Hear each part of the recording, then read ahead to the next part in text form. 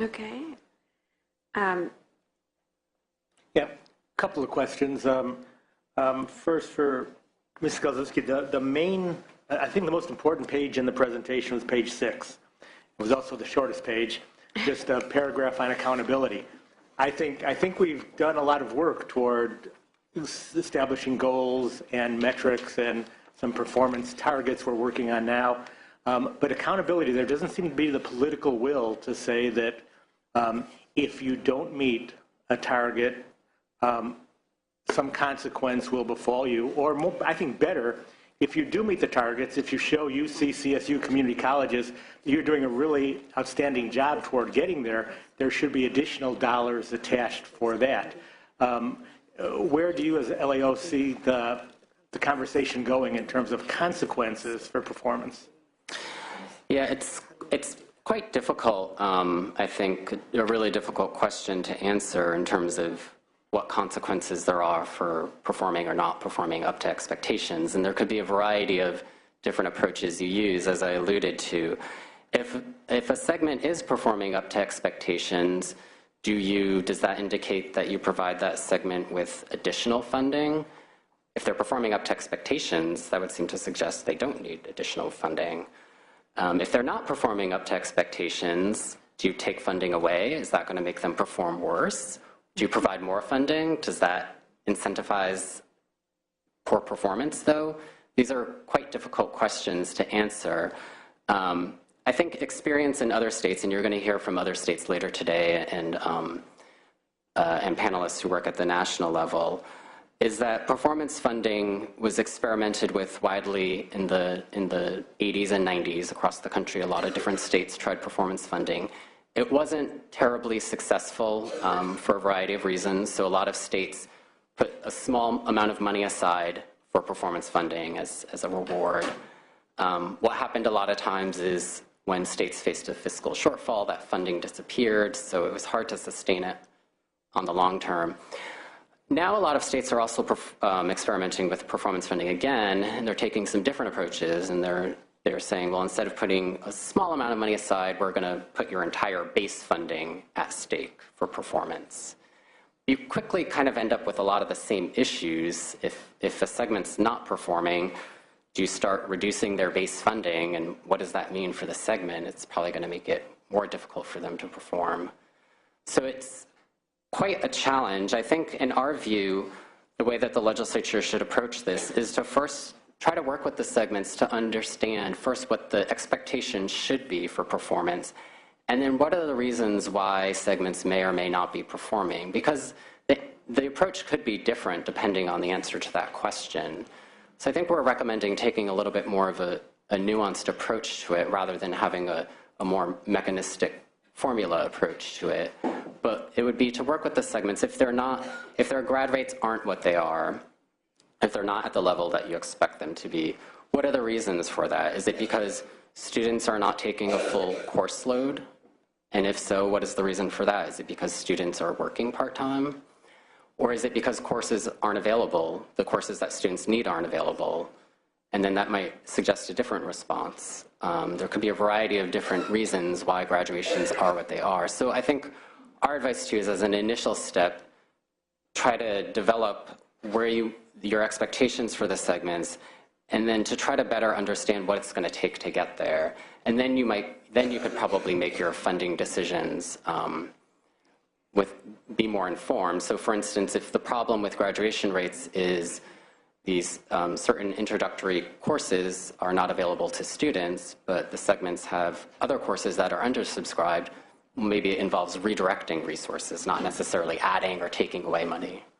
I would just suggest that the segments know best what can make them successful, better than we in the legislature. If we set the goals, the general goals, and then reward them if they reach those goals, they will be the ones to decide, do they need to cut certain classes, do they need to add faculty, do they need to add counselors. I think they're best placed to decide what they need to do to reach the goals. But people tend not to reach goals just because goals are there. They reach goals because there is a reward for reaching the goal. We do what's rewarded. If it's been said, in football, if you gave 7 points for a field goal and 3 points for a touchdown, the field goal kickers would be paid a lot more than the quarterbacks. I mean, what gets you to the win is what you tend to do. So I'm just suggesting, I'm not suggesting anyway we take money away from segments, but if we add money to those that are successful and let them decide how to get to success, and we maybe define success, that might be a way to manage this. And I see the Department of Finance has some comments. Yeah, I'd just like to talk about the sustainability plans for UC and CSU, and they're really focused on accountability. So in the past few years, UC and CSU governing boards have passed budgets in the fall that, assume or request state funding that's considerably higher than what the state provides. So their budgets are not aligned with the resources provided. So this 3-year plan would say, given the general fund assumptions and, probably assuming tuition stays flat, how are you going to live within those means? So you're best able to determine what you need to do, what program changes you can make, but let us know the impacts. So, if they're saying if we don't raise tuition and we're limited to a 4% general fund increase, we may have to lay off faculty, we may have to cut courses, or better, we can come up with these efficiencies that will allow us to live within those means. So we're holding the segments accountable for their budgets. And then the other part of that is having them report on their goals for each of the performance measures, with the idea being they'll report on these in November. The administration expects them to set fairly aggressive goals, not out of the ballpark, but achievable, but aggressive. And then during the spring budget process, if the administration and the legislature feel like they are not setting high enough goals, that can be part of the discussion. And while I'm not saying that the funding is directly tied to that, we could make it clear that one of the things they'll be reporting on is enrollment levels. So if they projected that under the funding plan they would have to cut enrollments, then the legislature, the administration could weigh in on that area. So there is a method for responding to how the segments set those goals. I just, I think what I want or stimulate, and I'm glad to have this conversation, is something more kind of out of the box, something that is less traditional as to how we've been responding to need. If we can believe that the PPIC or other organizations have said, California needs X number of people by X number of years, my thinking is that, okay, and how do we get there? That's why we did Student Success Task Force, because of some research that indicated that the community college segment was really dithering in terms of completion rates. People were swimming around in the system for 7 years without any kind of outcome. So, if my goal is to get 1 million more bachelor degrees in 2020, 2025, then how do I get there with these segments? Is money the only incentive? And how do we do best practices? What are other states doing to meet these goals? It's really important for our economic well-being for us to have college-educated folks. And I know that we have huge issues here in California. So, I would hope that we could create a dialogue, that we could work together to try to achieve. And it's not just filling out the form and checking off the box about, yeah, I've got this goal, I'm going to meet this goal kind of thing. But it really is an intent and purpose that we work together to create a better state, so to speak. And, so, I don't, so that's why we have these hearings, as to what is going on. But I don't, what I'm frustrated with, I guess, is because we've worked on accountability over several years now, and we don't seem to have made any progress. Just a little progress. And, but other states have made huge progress in these areas. So what is it that is going on here that we can't seem to move the agenda. So I just, I'm just putting that out there. Thanks, Senator Hancock. Yeah, I want to thank Senator Liu for her very thoughtful legislation over the years that has gotten to the point where at least maybe we're asking better questions. And Senator Block for holding this hearing. I am going to have to leave at 11, which is very frustrating to me because this is really a very timely and important hearing for the future of our higher education system. I keep thinking about how do we actually involve the segments in a very proactive and positive way in this accountability effort that we're putting forward. And I'll be very interested in what other states are doing in terms of a coordinating body. It seems to me that rather than a state institution overseeing them, some kind of self-definition of how they're going to work together, possibly funded by themselves, not by the state, could get a very positive competition or augmentation of each other's efforts happening. And I'm also a great believer in recognition as being an incentive. So if we can find ways of finding what works and rewarding it with the attention and focus that it deserves, that would be good. My questions to some of the out-of-state people, but also to you guys, is in your thinking, finance and LAO, what is the role of money in all this? In other words, we've been increasingly, in the case of UC, paying less and less and less of the UC's budget, to the point where, one dean has famously remarked that the University of California is a state-encouraged institution. It is no longer a state-funded institution in the main.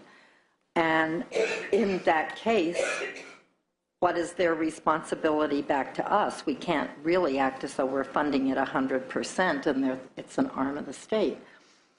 And my second question is, how are you factoring into this discussion the number of places available in our higher education system? Our population has really doubled, and we've only had one small additional University of California. How do we look at and I know this is all a question, again, or to some degree, of money, but still, if we're going to put forward what the state needs and not deal with how much we're willing to spend to get there and how many places we have available to get these million more bachelor's degrees, how realistic are we being? I could address your second question first. In terms of enrollments and where the administration is going, obviously for community colleges, which are funded very differently from UC and CSU, there's Prop 98 money available, and so we've set a target of 3% enrollment growth for community colleges. The numbers for 13-14 preliminary enrollment numbers at the community colleges come out in early March, so we'll be taking a look at that and possibly revising that 3% target for the May revision. For UC and CSU, as you're quite well aware, the governor is not so much focused on new enrollments. He's really more interested in the institutions serving the students that are currently enrolled well. Make sure they're graduating within 4 years if that's their goal. We recognize that a lot of students, particularly at CSU, are not there with the intention of getting out in 4 years. They need to work, they want whatever, family, they have a different population. But right now, CSU's 4-year graduation rate is only 16%. So it's very hard to believe that at least a large number of their students wouldn't choose to graduate. And CSU is taking this very seriously. They've got the graduation initiative going on. They've set targets for each of their campuses. So I think that the segments are really stepping up toward recognizing what the state's goals are. But the idea really behind the administration's proposal is that if you improve outcomes, the institutions will be able to take in more students. It's kind of why add a number of new students, particularly to the CSUs. The two-year graduation rate for transfer students at community colleges is about 28%. So let's really improve that system so that when students do enroll, they can get out and enter the workforce. Okay, with that, I'd like to thank and excuse this panel and turn the gavel over to Senator Liu for the next panel. Thank you very much. Our next panel deals with meeting public needs. And so I please join, let's see. Thank you, Marty. I'm finding my place here.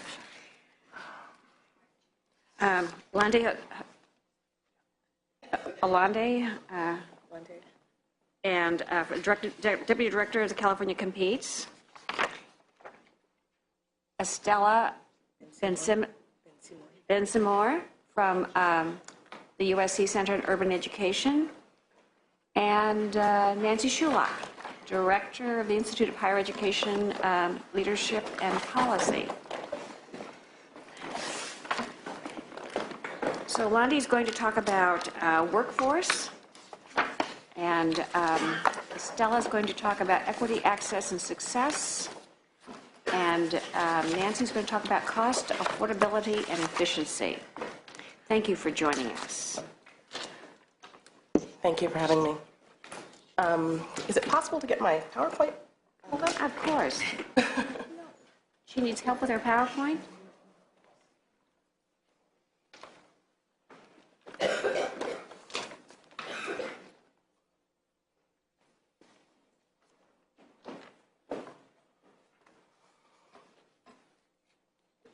It's that one in the corner where the cursor is.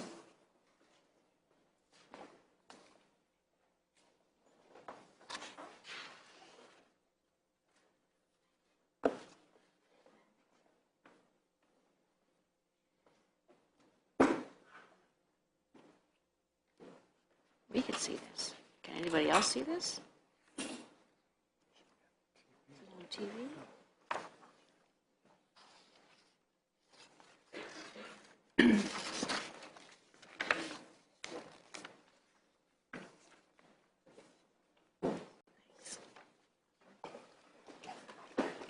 Senator Liu and Senator Block and members of the committee, good morning. Good morning. And Thank you. Thank you very much for inviting me to be here.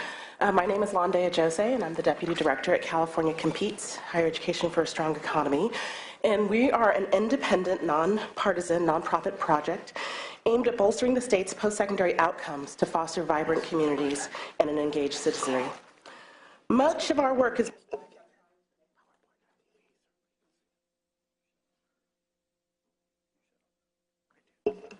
Did you get turned off? I did get turned. Okay. Oh, now I'm back on. You're back on. You didn't want to hear from me. Much of our work has been focused on trying to make the economic case here in California for increasing college completion. And we're guided by a council of esteemed California business and civic leaders who represent the demand side of the economy and the demand side of higher education. They're the business and civic leaders who experience firsthand the importance of having a critical mass of well-educated Californians whose talents match the demands of the 21st century. I'd like to speak with you today about the importance of goals for our state's economy, not only in terms of what the numeric goal is, but also in terms of how those goals are developed. A few years ago, there was an advertisement, and I can't recall whether it was in the New York Times or The Economist, but the ad was for Ontario, Canada. And the ad attempted to lure employers to locate there. And their primary argument was, we have the highest percentage of adults with post-secondary degrees in the G7. Now, I'm not sure when Ontario joined the G7, but the point is that Ontario, Canada sees that businesses locate in places that have not only a lot of highly educated people, but a high concentration of highly educated people. In the 1960s, California emerged as an economic powerhouse, not the envy of not just other states, but of nations. Today, we're renowned for the richness and diversity of our robust regional economies. We're at the top of our game in agriculture, natural resources, shipping and logistics, and the entertainment and computer industries. Much of this is because in California, providing higher education for our populace is a part of our DNA. The implementation of the revered master plan expanded access to higher ed and focused our colleges on distinct roles to contribute to unprecedented economic strength and vibrant communities. Despite our strengths and the very recent good news regarding the state's finances, from the 50,000-foot level, California has slipped in terms of being an economic leader. We used to brag that California, if it were a country, would have the 6th largest economy in the world. Now that position is 12th. One reason California has slipped is because our colleges, universities, and trade schools are not producing enough highly skilled graduates. Based on 2010 data, California ranks 23rd in terms of the proportion of adults between the ages of 25 and 64 with an associate's degree or above. In 2012, California Competes produced a report called The Road Ahead that found that if current trends continue, California's higher education system will not produce the quality and quantity of college degrees needed for the state to maintain its vitality and economic leadership. Following on the good work of PPIC, who found that the state would be 1 million bachelor's degrees short, we set out to develop a degree attainment goal that included technical degrees and credentials, knowing that the men and the women earning these degrees would make meaningful contributions to the state's economy. We found that while our public and private colleges and universities are on track to produce more than 3 million degrees with both technical credentials and bachelor's degrees, between now and 2025, we will need more than 5 million to stay economically competitive, leaving a gap of 2.3 million degrees. If we were to stay on our current trajectory, by 2025, we would have a 44.7 degree attainment,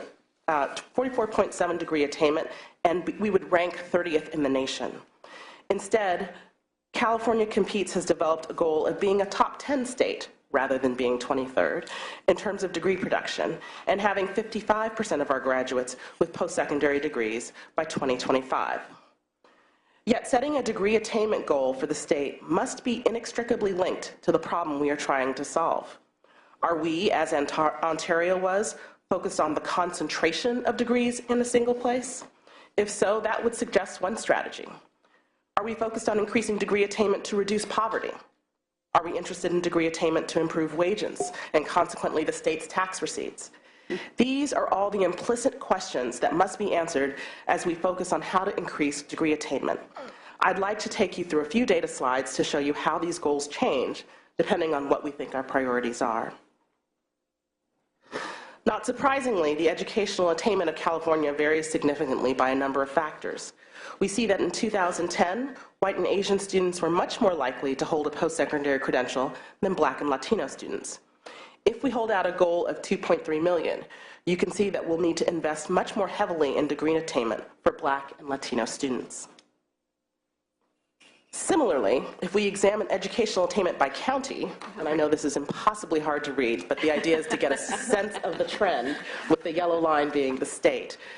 Similarly, if we examine educational degree by county, there are only a few counties in the state that surpass our 55% threshold, suggesting we have a fair amount of work to do in different corners of the state. Most recently, we've been examining these numbers by region, because regions tend to be the center of our economic activity and map to where many of our colleges and universities, our educational resources, are located. And while there's no widely agreed upon definition of what the regions here in California are, we've divided the state into 11 economic regions for the purposes of better understanding where we may have the most work to do. Here we've calculated each region's share of the goal of 2.3 million degrees by cutting the achievement gap in half for each region. Rather than having every region improve by the same amount, that is, get to 55% no matter where they're starting. This analysis is based on regions where the gap is larger, improving more, and where the gap is smaller, improving less. On the face of it, the improvements look roughly even for all regions, ranging from a low of 13% in the Bay Area to a high of 19% in the San Joaquin Valley. But this slide shows that same information accounting for the size of the population. The lesson here is that there are gains to be made while there are gains to be made in places such as Upper Sacramento and Central Sierra, they'll contribute relatively little to our degree attainment goal. To increase the numbers, we need to be focusing on places such as Los Angeles and perhaps the Bay Area. In raw numbers, 3 regions would dominate the share of the 2.3 million degrees if increasing raw numbers is our first priority.